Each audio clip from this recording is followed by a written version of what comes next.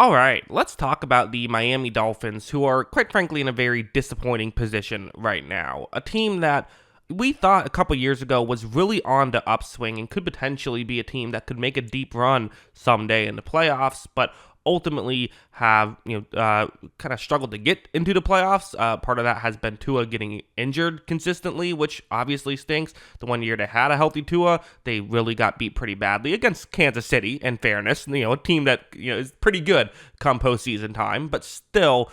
This is the team that there's no doubt about it. Feels like they're on the downswing right now, and they didn't even have that high of an up. So how do they get back on track? How do they fix things and find a way to get over the hump and being kind of a bubble playoff team and then being a potential, championship team? Well, first you have to talk about where they're currently at.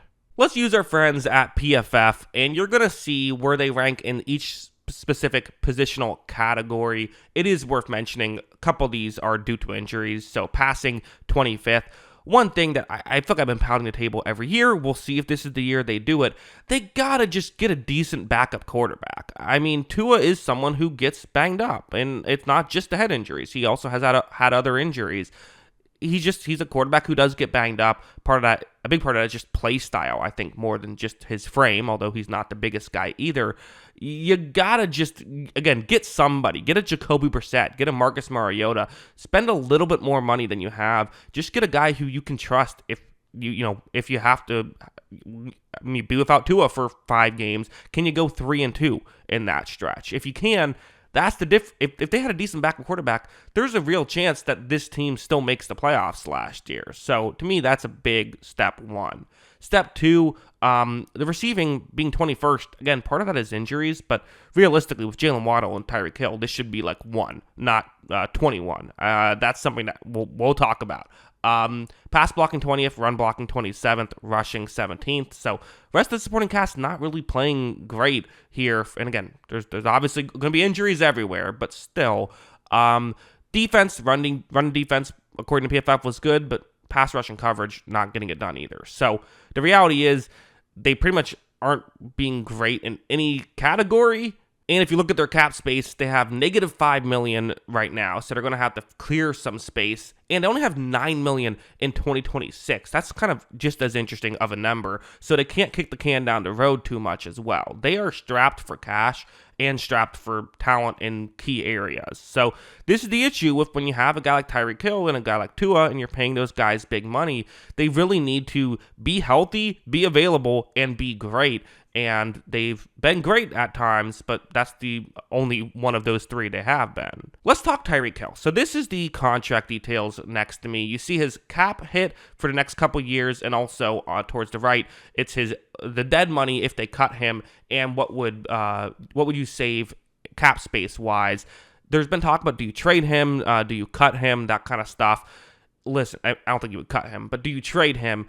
It would make his cap hit $55 million this year when you're already so strapped for cash. I don't really see that as a possibility this year unless you do a trade where you could do a trade and structure the contract in a way where the team that takes the trade takes on a good chunk of the money. If you do that, though, then Tyreek Hill has to sign off on it because he would need to change his contract. So if, let's say, for example, Pittsburgh wants Tyreek Hill and you're trying to make a trade that way, and Pittsburgh says, sure, we'll take on all of his contract, that's fine. Tyreek Hill could say, I don't want to go to Pittsburgh, so I'm not going to change my contract. So if you do that, you have to get Tyreek Hill to sign off on it. He essentially earns a no-trade clause in that scenario. Or you could wait a year, and then you could save $36 million. So that's probably what they do. I don't think they have a cap hit of $51 million for Tyreek Hill in 2026, which means you probably only have Tyreek Hill for 1 more year. That's what I'm assuming is going to happen, given the way this contract is structured. Maybe you try and trade him, like I said, and maybe next year you can try and trade him, because then his cap hit for the new team would be $36 million, but still, that's a lot of money for a guy who's going to be 32 that year and is coming off a down season. Personally, and this is just my opinion, the strength of this team has been the Tua, Jalen Waddle, Tyreek Hill stuff. If Tyreek Hill stinks now, then so be it. And I know that he has some, he sometimes can rub people the wrong way, so to speak. We'll leave it at that. But even like, I know he had the comments after the press conference and stuff like that, or his post-game press conference after the final game of the season, where he was kind of saying like, I want out of here, but then he kind of walked those back.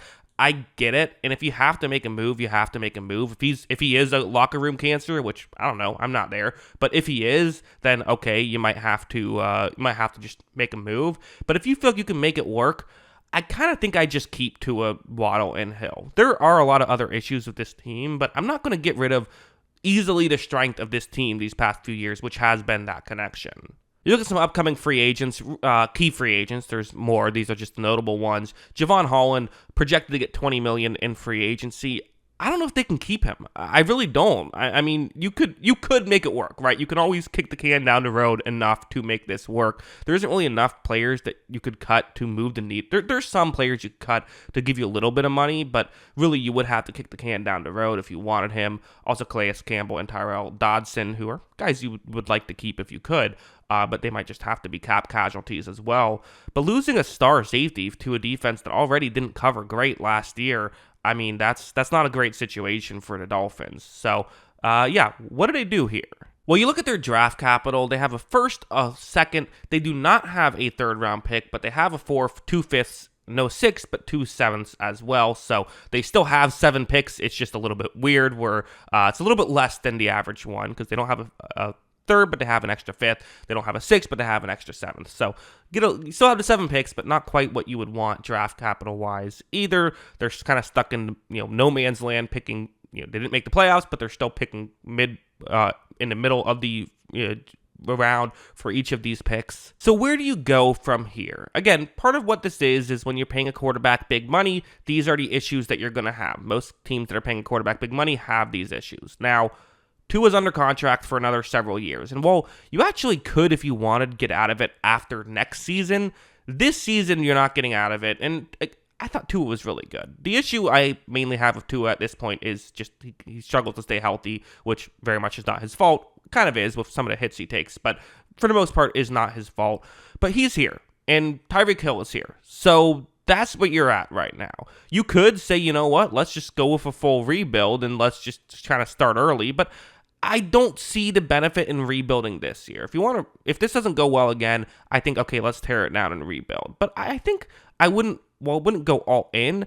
I think what I probably do if I'm the Miami Dolphins is try to make some smaller moves, try to draft well to build up the defense, build up the offensive line, right? I wouldn't even hate trading back in the first round and trading back in the second round and trying to accumulate picks to where you can get more depth, because I do think that's a big issue with where they're at right now. Another thing too, and I don't know how much to trust these reports ever, but there have been reports that the Miami Dolphins defense didn't love Vic Fangio because Vic Fangio was very hard on them, and he was very sort of strict, and Miami Dolphins players didn't love that, and then Fangio goes to Philadelphia and is a big reason why they win a Super Bowl. So, okay, well, for the Miami Dolphins, I like Mike McDaniel's X's and O's a lot. I think he's a very good offensive X's and O's guy.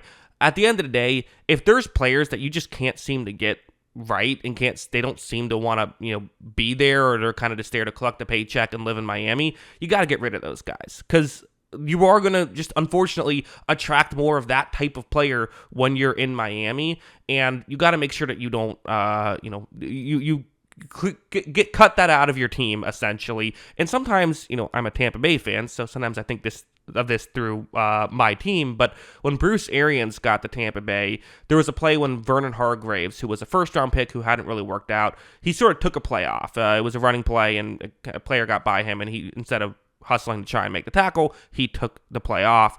Bruce Arians cut him after the game, and that was kind of a wake-up call for everybody of, oh, that won't be tolerated. Little things like that can help as well. There is a real thing to building a winning culture, and for Miami, for Mike McDaniel, you might have no choice. You might have to start doing that, or you're going to be in trouble. But for the Miami Dolphins, in conclusion, what do they really do? I mean, they have to draft better. I don't think they're going to get out of any of these contracts, and so what that means is you have to at least wait a year. Hopefully you get some good stuff out of Tua and Tyreek Hill, and I think after that you can assess if it's time to make a move and deal one of them. But to get back into the playoffs as long as Tua stays healthy. I think the biggest things you want to do are add a key backup quarterback. So if Tua does miss some time, you could be okay, and hopefully can still make the playoffs. And then I think you hopefully draft well, which hopefully every team drafts well. But yeah, it's weird to say. I think maybe the biggest thing they have to do is sign a backup quarterback, but that would have been, that could make the difference. So yeah, those are my thoughts. What are yours? Let me know in the comments below. Always love hearing from you. And of course, as always, thanks for watching.